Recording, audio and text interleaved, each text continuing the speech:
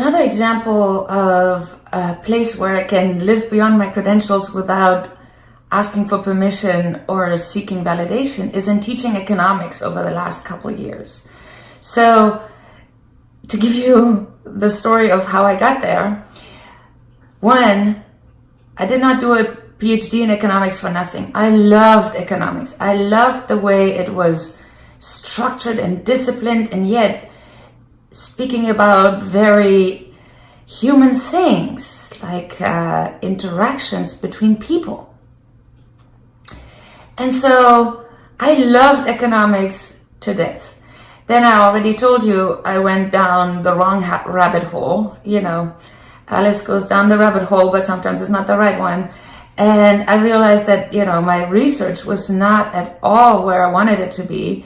And I didn't even enjoy it because there was too little connection for me. Yes, I got super stressed out, everything. Got into my coach training program to get myself back on track, figure out what I really wanted. And decided to be an abundance coach. Now, how do you teach economics when you want to be an abundance coach? Economics is all about, you know, optimal choices under scarce resources. How can you teach that when you're trying to be an abundance coach where there is no such thing as scarcity? And so, all of a sudden, for one semester, I really hated economics. And I was teaching it against my grain completely. And yes, I got a big infection around my lips, and I don't think it was by accident. Let's just say it this way. So here I am, the summer comes, I'm not teaching, and I'm very relieved, my lips heal. But then August comes along and I have to teach again. I thought, oh my God, how am I going to teach? It's impossible.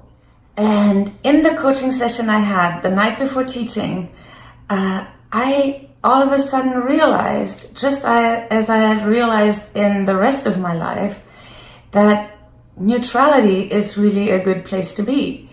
A place where you don't judge. It's neither good nor bad, it just is. And then you love what is. Well, economics is neither good nor bad, it just is. And you can love its being. So what is it helpful for? Well, it's helpful to have something to stand on, something that has been figured out.